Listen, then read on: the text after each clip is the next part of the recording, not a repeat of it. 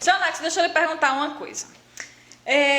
Já entendemos que a inspiração do livro veio boa parte da sua vivência, certo? Sim. Aí, falando em vivência, sem dar muito spoiler, para deixar o pessoal no suspense mesmo também para ler, o senhor conheceu ou o senhor já teve alguém na sua vida ou o senhor é o próprio retrato do senhor Inácio que está aqui nesse livro?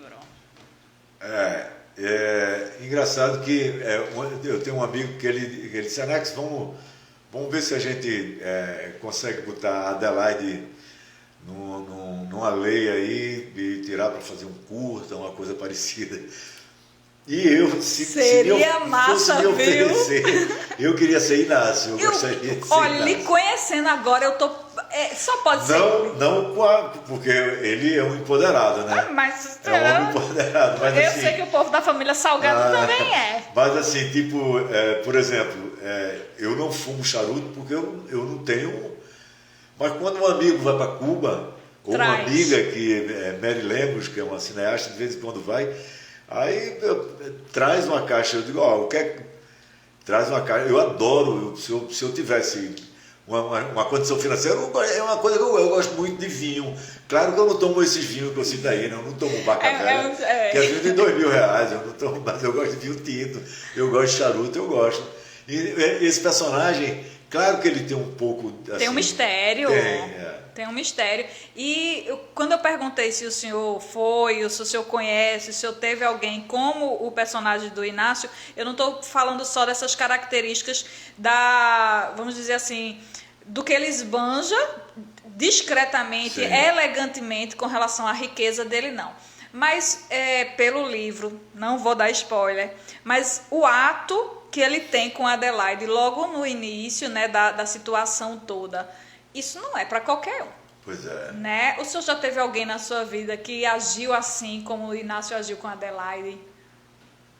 Olha, assim, eu sei de casos, mas não na minha família, mas eu tenho um caso na minha família que é uma coisa impressionante. Uma pessoa que a gente pode contar um primo, assim, tudo. filho de uma querida. Minha tia era uma querida, uma mulher linda que tocava piano, tinha os olhos... Morreu aos 80 e tantos anos com os olhozinhos azuis. Ela era uma princesa. Uma linda. Ela tem um filho. Isso é uma coisa muito impressionante, viu? Ele, engenheiro, bicho, muito ligado. Engenheiro de plataforma da Petrobras nos anos 60. Ele conheceu um americano. O cara veio aqui para a Bahia, né? Veio prospectar petróleo aqui. Já tinha um milionário nos Estados Unidos, milionário mesmo. E esse cara tinha 2 filhos, um homem e uma menina, todos os 2 homossexuais.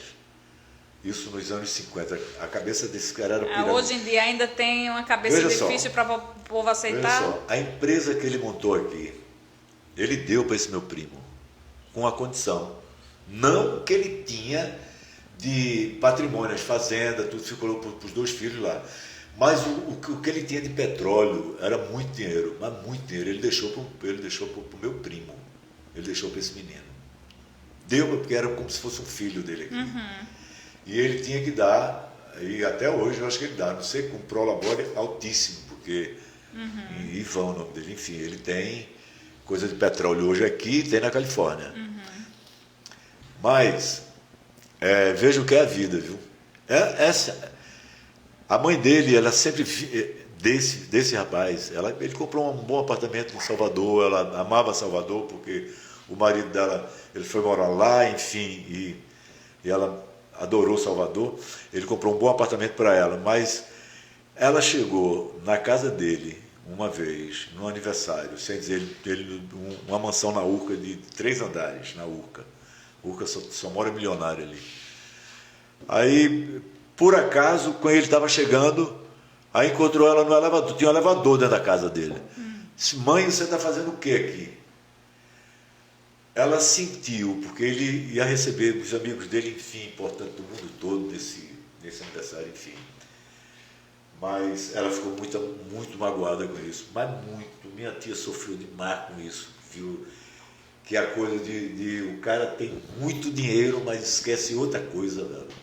E não era uma mãe, era uma mãe linda, esteticamente. Não tinha dinheiro, mas uma mãe linda esteticamente, que ele devia ter orgulho. Tocava piano, papapá, não era uma pobre miserável, não. Pois no dia da morte dela, vejam o que a vida faz com o ser humano, viu? Ele estava em Belo Horizonte, uma tempestade que deu, isso faz uns 7 ou 8 anos, que fechou o aeroporto, que ele não saiu, não conseguiu chegar em Salvador para o enterro dela. Meu Deus. A vida faz isso com as pessoas. É complicado.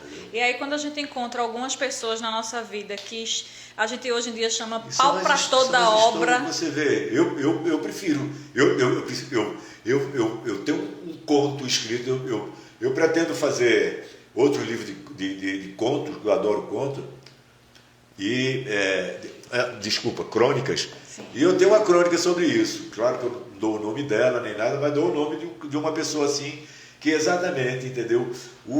Por ter muito dinheiro, e chegar à mão do dinheiro dele, como chegou. Um pai que tinha 2 filhos homossexuais, entendeu? E deu uma fortuna para ele. Ele saiu da Petrobras, foi trabalhar para esse cara ficou como filho dele aqui, e deu para ele, assim, uma fortuna, empresa de petróleo, é uma coisa, eu estou falando, mas o cara, entendeu? Ele sentiu depois na pele. Ele se perdeu na essência da vida, né? Porque não tem coisa melhor do que família, amigos, né? As pessoas que a gente ama são as pessoas que nos amam e que nos incentivam e que nos fazem ser melhor. São as pessoas que a gente deve estar perto, são as pessoas que a gente deve ter perto pra gente, né?